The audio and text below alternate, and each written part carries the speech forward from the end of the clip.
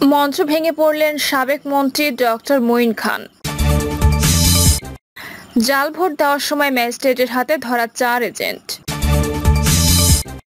জানাবো আজিজ আনার বেনজির ইস্যুতে বিএনপিতে চাঙা ভাব। হাজার হাজার আজিজ বেনজির তৈরি করেছে আওয়ামী লীগ, বললেন ফখরুল। এবং সর্বশেষ জানাবো দিনে 3 বার 3 মাস কৃমিনাশক ওষুধ খাওয়ার নির্দেশনা দিলেন চিকিৎসক। শুনছিলেন সংবাদ শিরোনাম, এবারে বিস্তারিত। মঞ্চ ভেঙে পড়লেন সাবেক মন্ত্রী ডক্টর মঈন খান। নরসিংদীর পলাশে বক্তব্য দেওয়ার সময় মঞ্চ ভেঙে পড়লেন বিএনপির স্থায়ী কমিটির সদস্য ও সাবেক মন্ত্রী ডক্টর আব্দুল মঈন খান। পরে নেতাকর্মীরা তাকে টেনে তোলেন। এ সময় বক্তব্যে ডক্টর আব্দুল মঈন খান বলেন, সরকার যতই গলাবাজি আর অস্বীকার করুক, তারাই নির্বাচন ব্যবস্থাকে ধ্বংস করেছে। যারা সরকার পরিচালনা করছে তারা জনগণের তোয়াক্কা করে না। এর জন্য তৃতীয় ধাপে সরকারের পাতানো প্রহসনের নির্বাচন প্রত্যাখ্যান করেছে জনগণ। জাল ভোট দেওয়ার সময় ম্যাজিস্ট্রেটের হাতে ধরা 4 এজেন্ট। কুমিল্লার বুড়িচং উপজেলা পরিষদ নির্বাচনে জাল ভোট দেওয়ায় এক কেন্দ্রে 4 এজেন্টকে কারাদণ্ড দিয়েছে ভ্রাম্যমাণ আদালত। নির্বাচনে দায়িত্বপ্রাপ্ত নির্বাহী ম্যাজিস্ট্রেট মেহেদী হাসান খান শাওন এই তথ্য নিশ্চিত করেন। তিনি বলেন, ফরিদপুর সরকারি প্রাথমিক বিদ্যালয় কেন্দ্র পরিদর্শনে গিয়ে দেখা যায় 2 প্রার্থীর 4 এজেন্ট জাল ভোট দিচ্ছেন। এ সময় তাদের হাতে নাতে আটক করা হয়। পরে ভ্রাম্যমাণ আদালতের মাধ্যমে প্রত্যেককে 4 দিনের বিনাশ্রম কারাদণ্ড দেওয়া হয়। আজিজ আনার বেনজির ইস্যুতে বিএনপিতে চাঙা ভাব। 7 জানুয়ারি নির্বাচনের পর বিএনপির মধ্যে হতাশার সুস্পষ্ট লক্ষণ দেখা দিয়েছিল। বিএনপি নেতাকর্মীদের মন ভেঙে গিয়েছিল। 11 জানুয়ারি আওয়ামী লীগ টানা চতুর্থবারের মতো মন্ত্রিসভা গঠন করেন। এই মন্ত্রিসভা গঠিত হবার পর মার্কিন যুক্তরাষ্ট্রের সব বিভিন্ন দেশের পক্ষ থেকে নতুন সরকারকে যেভাবে অভিনন্দন জানানো হয়, প্রশংসা করা হয়, তাতে বিএনপি নেতাকর্মীদের মধ্যে এক ধরনের ভেঙে পড়া মনোভাব লক্ষ্য করা গিয়েছিল। তারা এতই হতাশ হয়েছিলেন যে আন্দোলনের কর্মসূচি দিতেও তারা অনীহা দেখা দিয়েছিল। শুধুমাত্র তৃণমূলের নেতাকর্মীরা নন, শীর্ষস্থানীয় নেতাকর্মীদের মধ্যে এই হতাশা মহামারীর মতো ছড়িয়ে পড়েছিল।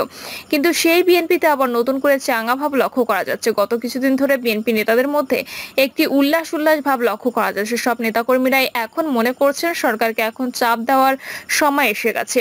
বিএনপির এই মানসিকতার পরিবর্তন প্রধান কারণ হলো বাংলাদেশের 3টি ঘটনা। রাজনৈতিক বিশ্লেষকরা মনে করছেন 28 অক্টোবরের পর থেকে বিএনপির হতাশায় গ্রাফ বাড়তে শুরু করে। পুরো জানুয়ারি মাস জুড়ে বিএনপি নেতৃবৃন্দের মধ্যে ব্যাপকভাবে হতাশা গ্রাস করেছিল এবং এটি চূড়ান্ত আকার ধারণ করে যখন ডোনাল্ড লু বাংলাদেশ সফর করেন এবং ফুসকা খেয়ে ক্রিকেট খেলে যখন তিনি নতুন সরকারের সঙ্গে অতীতের তিক্ততা ভুলে সম্পর্ক এগিয়ে নিয়ে যাওয়ার বার্তা দেন। কিন্তু এর পরপরই আজিজ আহমেদের উপর নিষেধাজ্ঞা, বেনজির আহমেদের সম্পদ জব্দ এবং আনার হত্যাকাণ্ড নিয়ে বিএনপির মধ্যে একটি চাঙা ভাব লক্ষ্য করা গেছে। বিএনপির মহাসচিব মির্জা ফখরুল ইসলাম আলমগীর কদিন আগেও লোকচক্ষুর অন্তরালে ছিলেন। সিঙ্গাপুর এসে চিকিৎসা নিয়ে এসে ওমরা পালন করেছেন এবং পরের সময় কাটাচ্ছিলেন। দলের মহাসচিব পদ থেকে সরে দাঁড়ানোর ব্যাপারেও আগ্রহ জানিয়েছিলেন। সেই মির্জা ফখরুল ইসলাম আলমগীর এখন সরব হচ্ছেন এই 3 ইস্যুতে। এই 3 ইস্যুতে তিনি ব্যাপক কথা বলছেন। বিএনপি নেতারা বলছেন এই 3টি ইস্যু জনগণের মধ্যে এক ধরনের কাঁপন ধরিয়েছে। সাধারণ মানুষ মনে করছে সরকারের ভিতর দুর্বৃত্তরা এবং দুর্নীতিবাজরা শক্তপোক্ত জায়গা করে ফেলেছে। এই কারণেই এখন জনগণকে সঙ্গে নিয়ে আন্দোলন বেগবান করার উপযুক্ত সময়। আর এই কারণেই তারা নতুন করে রাজপথে নামার পরিকল্পনা গ্রহণ করছে। আনারের ঘটনার মাধ্যমে প্রমাণ করার চেষ্টা করেছেন যে জাতীয় সংসদে কারা যাচ্ছে। চোরা কারবারি, দুর্নীতিবাজ, দুর্বৃত্ত এবং সন্ত্রাসীরা যে সংসদে সেটি প্রমাণের চেষ্টা করছে বিএনপি। বেনজির আহমেদের ঘটনা নিয়ে তারা প্রমাণ করার চেষ্টা করছে যে সরকারের দুর্নীতি কোন পর্যায়ে চলে গেছে। একজন পুলিশ কর্মকর্তা বেসামাল এরকম দুর্নীতি করতে পারে। অন্যদিকে আজিজ আহমেদের ঘটনা দিয়ে বিএনপির কর্মীরা আশান্বিত হচ্ছে যে মার্কিন যুক্তরাষ্ট্রের সরকারের সাথে যে সুসম্পর্ক করেছে বলে প্রচার করা হচ্ছে তা আসলে ঠিক নয়। এই 3 ঘটনাকে নিয়ে বিএনপি এখন কথামালার রাজনীতি শুরু করেছে। তবে রাজপথে যাওয়ার মতো এখনো শক্তি বা মনোবল চাঙা করতে পারেনি দলটি।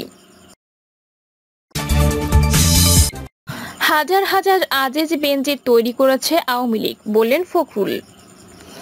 পুলিশ ও সেনাবাহিনীর সাবেক 2 প্রধান বেনজির আহমেদ ও আজিজ আহমেদ এবং সরকারের ক্ষমতাসীন আওয়ামী লীগকে নিয়ে সমালোচনা করেছেন বিএনপির মহাসচিব মির্জা ফখরুল ইসলাম আলমগীর।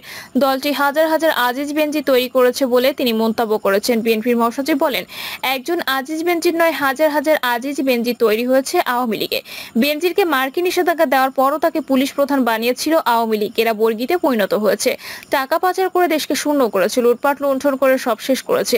এ দায় সরকারকে নিতে হবে। সব সভায় জিয়াউর রহমানকে নিয়ে আলোচনার সময় নিউ ইয়র্কের একটি সাপ্তাহিক পত্রিকার তথ্য তুলে ধরেন ফখরুল। বলেন, শহীদ রাষ্ট্রপতি জিয়াউর রহমানের শাহাদাতের দিন ঢাকার অলিগলি ছিল নীরব নিথর, পুরো দেশে নেমেছিল শোকের ছায়া।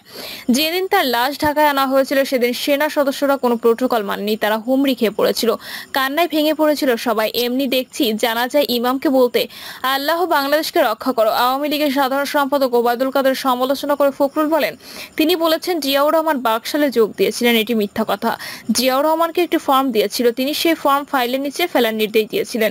সে সময় সরকারের সব কর্মকর্তা কর্মচারীদের বাকশালে যোগ দেওয়া বাধ্যবাধকতা ছিল, কিন্তু তিনি যোগ দেননি।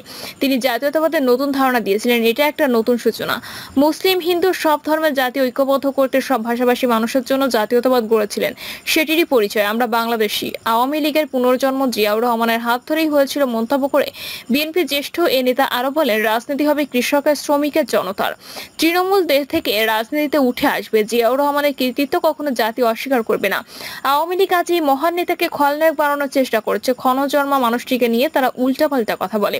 জনগণ সিদ্ধান্ত নেবে কে কার বিচার করবে। সরকারের উদ্দেশ্যে বাক্যটি উল্লেখ করে মির্জা ফখরুল বলেন, ইতিমধ্যে বিচার হয়েই গেছে, নির্বাচন দেন না কেন? আমরা বলিনি আমাদেরকে ক্ষমতায় বসিয়ে দাও, আমরা বলি নিরপেক্ষ নির্বাচন দাও। জনগণ সিদ্ধান্ত নেবে। তারা জানে নিরপেক্ষ নির্বাচন হয় তারা 10% ভোটও পাবে না।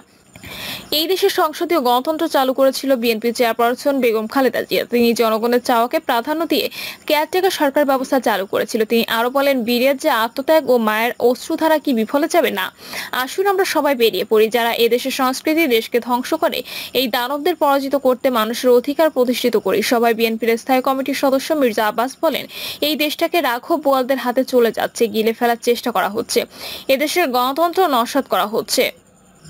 এই অগণতান্ত্রিক সরকার যা করছে কোনোটি দেশের পক্ষে যাচ্ছে না, তারা নিজের জন্য সব করে যাচ্ছে। এই সরকার কখনো মানুষের মঙ্গল চায়নি, এরা স্বাধীনতাও চায়নি। আমরুপি জিয়াউর রহমানই গণতন্ত্র প্রতিষ্ঠা করেছিল, আর আওয়ামী লীগ সকল রাজনৈতিক দল নিষিদ্ধ করে বাকশাল কায়েম করেছিল। নিষিদ্ধ হওয়া আওয়ামী লীগকে জিয়াউর রহমানই রাজনীতি করার সুযোগ করে দিয়েছিল, অথচ বাকশালে তারাই বিলুপ্ত হয়েছিল। সভাপতির বক্তব্যে মেজর হাফিজউদ্দিন আহমেদ বলেন, আজ এই দেশ চোরের দেশ, সেনাবাহিনীর প্রধান আর পুলিশ প্রধান চোর, এটাই হলো দেশ। মুক্তিযুদ্ধের সমস্ত স্বপ্ন ধূলিসাৎ করেছে আওয়ামী লীগ। দিনে 3 বার 3 মাস কৃমিনাশক ওষুধ খাওয়ার নির্দেশনা দিলেন চিকিৎসক। রোগীর ব্যবস্থাপত্রে প্রতিদিন 3 বার করে টানা 3 মাস কৃমিনাশক ওষুধ সেবনের নির্দেশনা দিয়েছেন চাঁদপুরের এক চিকিৎসক। তবে বিষয়টিকে স্লিপ অফ পেন বলে মন্তব্য করেছেন তিনি। রংপুর মেডিকেল কলেজ হাসপাতাল থেকে এমবিবিএস ডিগ্রিধারী সুমাইয়া আজাদ প্রাপ্তি নামের এক চিকিৎসক চলতি মাসের প্রথম সপ্তাহে ব্যবস্থাপত্রটি দেন 22 বছর বয়সী এক নারী রোগীকে। সুমাইয়া আজাদ সিএমইউ আলট্রা এবং বিএমটিসি নিবন্ধিত। তিনি বর্তমানে চাঁদপুরের ফরিদগঞ্জ উপজেলার মজিদিয়া ট্রাস্টের আইডিয়াল ডায়াগনস্টিক সেন্টারে গাইনি ও মেডিসিন বিশেষজ্ঞ এবং সনোলজিস্ট হিসেবে নিয়মিত রোগী দেখছেন। সাধারণত চিকিৎসকরা প্রাপ্তবয়স্ক ব্যক্তির জন্য প্রথম দিনে 1 ডোজ, এর 7 দিন পরে আরেক ডোজ কৃমির ওষুধ দেন। এরপর একটি নির্দিষ্ট মেয়াদের পর পুনরায় কৃমিনাশক ট্যাবলেট খেতে পারেন। এ বিষয়ে ডক্টর সুমাইয়া আজাদ প্রাপ্তি বলেন, এটা স্লিপ অফ পেন। ক্যালসিয়ামের ওষুধ এলজেন্টা ডিএস লিখতে চেয়েছিলাম, সেটা অসাবধানতাবশত এলবেন ডিএস হয়ে গেছে। এদিকে ডক্টর সুমাইয়া আজাদ প্রাপ্তি দেওয়া ব্যবস্থাপত্রের ছবি সামাজিক যোগাযোগ মাধ্যমে ছড়িয়ে পড়লে সমালোচনার ঝড় উঠে। নাম পরিচয় গোপন রাখার শর্তে একাধিক ফার্মেসির পরিচালক জানান, এমন ভুল তিনি একাধিকবার করেছেন। কখনো ট্যাবলেট ক্যাপসুলের জায়গায় সিরাপ, আবার সিরাপের জায়গায় ট্যাবলেট লিখেছেন। বক্তব্য জানতে মজিদিয়া ট্রাস্ট আইডিয়াল ডায়াগনস্টিক সেন্টারের পরিচালক মাহবুব রহমান ফোনে একাধিকবার কল করা হয়, তবে তিনি কল রিসিভ না করার বক্তব্য নেওয়া সম্ভব হয়নি। প্রিয় দর্শক, এই ছিল এখনকার সর্বশেষ সংবাদ। আপডেট সব সংবাদ পেতে চ্যানেলটি সাবস্ক্রাইব করে বেল আইকনটি ক্লিক করে রাখুন।